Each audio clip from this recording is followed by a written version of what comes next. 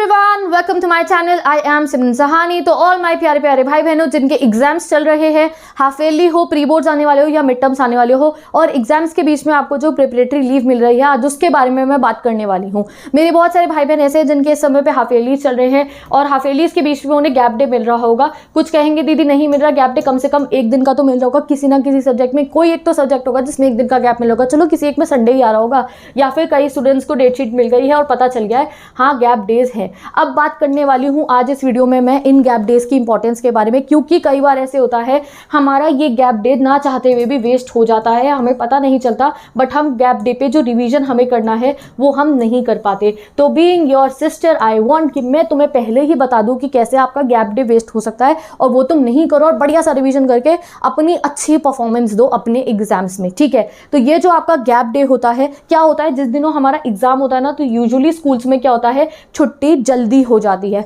हो सकता है कई स्कूलों में नहीं भी होती हो, ठीक है, बट स्कूल से घर आने के बाद रेस्ट हमें ज़रूर करना चाहिए। ऐसा नहीं आप स्कूल से घर आए और फिर पढ़ने बैठ जाओ, नहीं, ऐसा करोगे तो शाम तक आते आते आप बहुत टायर्ड हो जाओगे और गैप डे पूरा वेस्ट हो जाएगा। तो इसलिए स्कूल से घर आने के बाद आप डेफिनेटली रेस्ट करो। अगर स्कूल के अगले में आप एक और ट्यूशन है तो वो ट्यूशन से आने के बाद आपको रेस्ट करना है, प्रॉपर रेस्ट ले लेना है, तब आप जो है अपने अगले गैप डे में पढ़ सकते हो अच्छे से। उसके बाद घर आके जो वो एक दिन पहले वाला पेपर हुआ है ना, और जिस अगले गैप डे मिला अगले पेपर की तैयारी करने के लिए, तो उसके बारे में सोच सोच के उस गैप डे को वेस्ट मत कर देना। और इंग्लिश के पेपर में मैंने ऐसे करा था, अरे मेरा एसएसटी के पेपर में मैंने ये आंसर लिखा था, आंसर बाद में टैली करना अपने। वैसे भी हवेली के एग्जाम हम अपनी परफॉर्मेंस को चेक करने के लिए दे रहे हैं, हम अपनी जो है परफॉर्मेंस को बेस्ट बनाने के लिए दे रहे हैं कि हमारा जो है लेवल चेक हो जाए, हमने कितना प्रिपेयर कर लिया। प्री बोर्ड्स जो है क्यों दे रहे हो आप, जिससे कि आपकी अपनी परफॉर्मेंस फुल प्रूफ हो जाए कि यस ये चैप्टर इतने मेरे प्रिपेयर्ड हैं। तो घर आके वो मत सोचना। काफ़ी स्टूडेंट्स अभी ऐसा फील कर रहे होंगे ना, एक पेपर देके आते हो वो क्वेश्चन मेरा गलत हो गया था, और उस टेंशन में उस एक क्वेश्चन की अगले चैप्टर के रिविजन्स रह जाते हैं। वो काम आपको नहीं करना है। तो गैप डे पे पहली चीज़ क्या है, वैसे मेरी पहली चीज़ मैंने क्या बताई आपको, प्रॉपर आपको रेस्ट लेना है स्कूल से आके। ठीक है, उस रेस्ट में फ़ोन कम चलाना, रेस्ट ज़्यादा देना अपनी बॉडी को, सो दैट आप नेक्स्ट वाले चैप्टर को रिवाइज करने के लिए बहुत ज़्यादा एनर्जेटिक हो। ठीक है, एग्जाम के बाद चला लेना आप 2-3 दिन फ़ोन, फिर बढ़िया तरीके से फिर से पढ़ाई करेंगे। ठीक है, एग्जाम के डेज में गैप डेज में तो जो है डिक्रीज कर दो। उसके बाद आपको क्या करना है, मैंने आपको क्या बताया, पुराने पेपर की टेंशन जो है वो नहीं लेनी है, अगले पेपर की पढ़ाई पे ध्यान देना है। ठीक है, आप पढ़ाई करने का टाइमिंग डिसाइड कर लिया, रेस्ट टाइम को पूरा इंजॉय टाइम बना देना है कि पढ़ी नहीं रहे हैं गैप डे में, टाइमिंग डिसाइड कर लो। कोचिंग जाते हो, बाई चांस कोई वजह छुट्टी भी ले लेते हो, प्रिपरेटरी नहीं ली छुट्टी कोई बात नहीं, कोचिंग से आने के बाद स्कूल के आने के बाद टाइमिंग डिसाइड कर लो, इतने से इतनी देर ये पढ़ के इतने चैप्टर्स का रिविजन कर लेना है, एक गोल बना लेना है पेपर के ऊपर।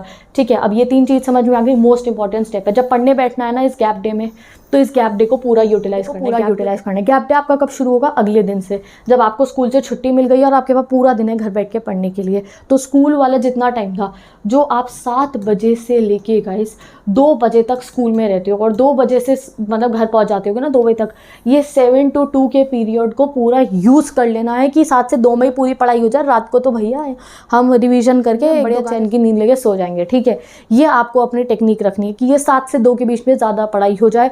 उसके बाद ट्यूशन जा रहे होगे तो अगले सब्जेक्ट की चले जाना, 7 से 2 में पढ़ाई कर लिया स्कूल वाले टाइम में पूरी, तो पूरा अपना स्टडी सेशंस बना लो। अर्ली राइजर हो तो सुबह टाइम से उठ जाना, नाइट आउल्स हो तो रात को सैटरडे नाइट वाली पढ़ाई करके सुबह 10 बजे तक उठ जाना, 9 बजे तक उठ जाना, और आगे फर्दर अपनी स्टडीज़ को कंटिन्यू आपको करना है। इसका एक प्रॉपर टाइम शेड्यूल आपके पास होना चाहिए। फॉर एग्जाम्पल देख लेते हैं, जैसे कि आप जो है, मैं नाइट आउल्स तुम्हें बताती हूँ, तुम रात को पढ़ना आराम से 11 बजे तक, 12 बजे तक, 1 बजे तक, 1:30 बजे तक, 2 बजे तक, जब तक पढ़ना पढ़ते रहना। ठीक है, उसके बाद ये मेक श्योर करना कि सुबह गैप डे वाले दिन 9 बजे तक 9 AM तक आपको उठ जाना है।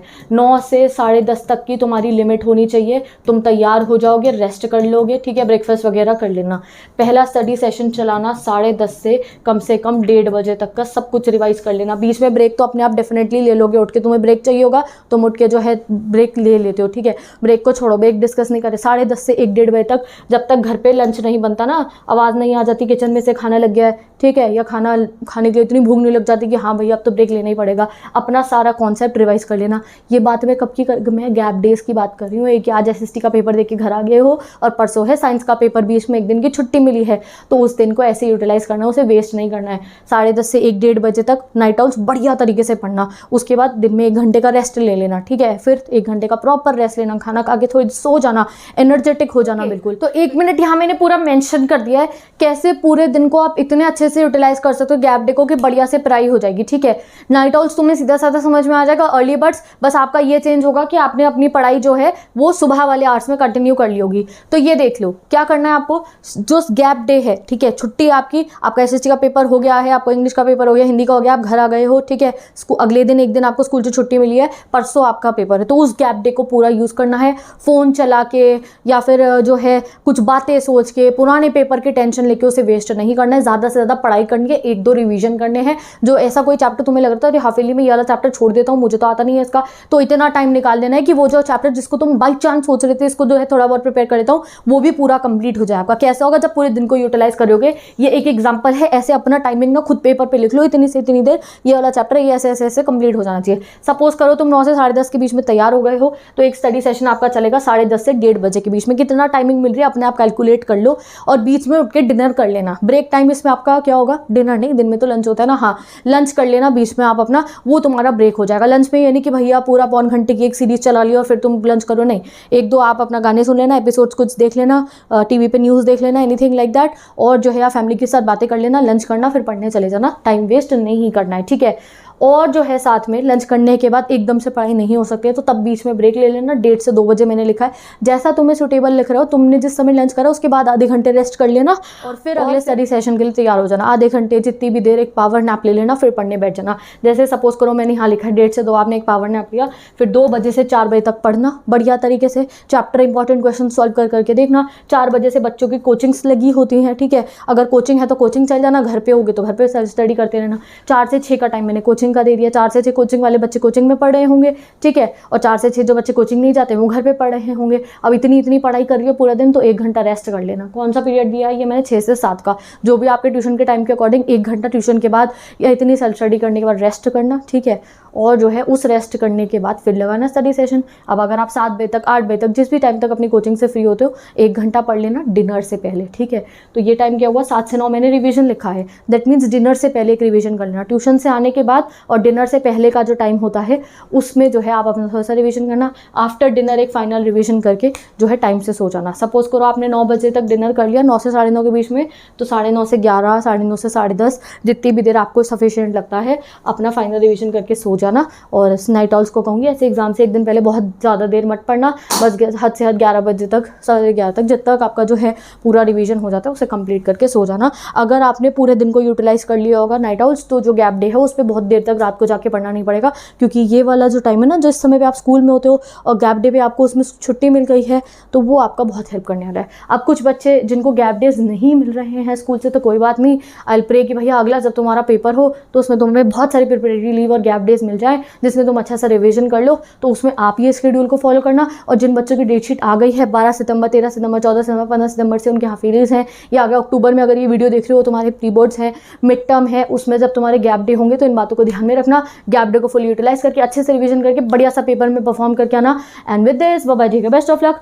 मैं मिलती हूँ आपसे नेक्स्ट वीडियो में। एक क्वेश्चन मेरे पास आया था कि कैसे आंसर फॉर्म कर सकते हो आप यूनिट टेस्ट में, हाफिलीज में, प्री बोर्ड्स में, तो उसकी वीडियो मैंने जो है क्रिएट कर दी है, उसका लिंक डिस्क्रिप्शन बॉक्स में गिवन है, मेरे चैनल पे गिवन है, वो वीडियो आप जाके देख सकते हो। क्योंकि एग्जाम डेज में आपको क्या करना है, ये गैप डेज में आपको क्वेश्चन आंसर्स प्रैक्टिस करना है, आपको कॉन्सेप्ट्स को रिवाइज करना है, तो वो वीडियो आपकी हेल्प करेगी अच्छे से तरीके से क्वेश्चन आंसर्स को रिवाइज करने में, ऐसे कि आप खुद से आंसर बना के लिख पाओ। और अगर कोई क्वेरीज है तो tell me down in the comment section. मैं मिलती हूँ आपसे नेक्स्ट वीडियो में। Bye bye, take care and best of.